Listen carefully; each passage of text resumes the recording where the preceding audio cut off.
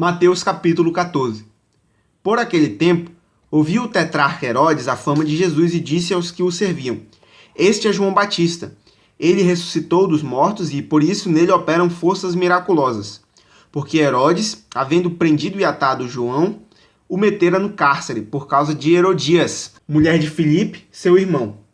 Pois João lhe dizia: Não te é lícito possuí-la, e, querendo matá-lo, temia o povo, porque o tinham como profeta. Ora, tendo chegado o dia natalício de Herodes, dançou a filha de Herodias diante de todos e agradou a Herodes, pelo que prometeu, com juramento, dar-lhe o que lhe pedisse. Então, ela, instigada por sua mãe, disse: Dá-me aqui num prato a cabeça de João Batista. Entristeceu-se o rei, mas, por causa do juramento e dos que estavam com ele à mesa, determinou que lhe a dessem. E deu ordens e decapitou a João no cárcere. Foi trazida a cabeça num prato e dada à jovem, que a levou à sua mãe. Então vieram os seus discípulos, levaram o corpo e o sepultaram. Depois foram e o anunciaram a Jesus. Jesus, ouvindo isto, retirou-se dali num barco para um lugar deserto, à parte. Sabendo-o as multidões, vieram das cidades seguindo-o por terra. Desembarcando, viu Jesus uma grande multidão. Compadeceu-se dela e curou os seus enfermos. Ao cair a tarde, vieram seus discípulos a Jesus e lhe disseram: O lugar é deserto e vai adiantada a hora. Despede, pois, as multidões para que, indo pelas aldeias, comprem para si o que comer.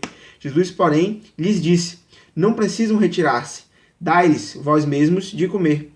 Mas eles responderam: Não temos aqui senão 5 pães e 2 peixes.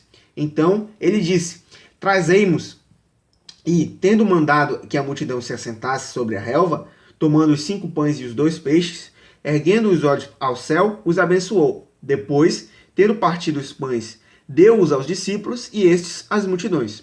Todos comeram e se fartaram, e dos pedaços que sobrejaram recolheram ainda 12 cestos cheios.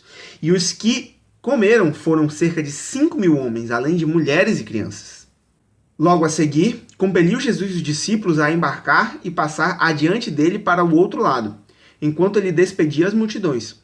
E, despedidas as multidões, subiu ao monte a fim de orar sozinho. Em caindo a tarde, lá estava ele, só. Entretanto, o barco já estava longe, a muitos estádios da terra, açoitado pelas ondas porque o vento era contrário. Na 4ª vigília da noite, foi Jesus ter com eles andando por sobre o mar. E os discípulos, ao verem-no andando sobre as águas, ficaram aterrados e exclamaram: É um fantasma! E tomados de medo, gritaram. Mas Jesus imediatamente lhes disse: Tende bom ânimo, sou eu, não temais. Respondendo-lhe Pedro, disse: Se és tu, Senhor, manda-me ir ter contigo por sobre as águas. E ele disse: Vem! E Pedro, descendo do barco, andou por sobre as águas e foi ter com Jesus. Reparando, porém, na força do vento, teve medo. E, começando a submergir, gritou: Salva-me, Senhor! E prontamente Jesus, estendendo a mão, tomou-o e lhe disse: Homem de pequena fé, por que duvidaste? Subindo ambos no barco, cessou o vento. E os que estavam no barco o adoraram, dizendo: Verdadeiramente és filho de Deus. Então, estando já no outro lado, chegaram à terra, em Genezaré. Reconhecendo os homens daquela terra, mandaram avisar a toda a circunvizinhança e trouxeram-lhe todos os enfermos. E lhe rogavam que ao menos pudessem trocar na orla de sua veste. E todos os que tocaram ficaram sãos.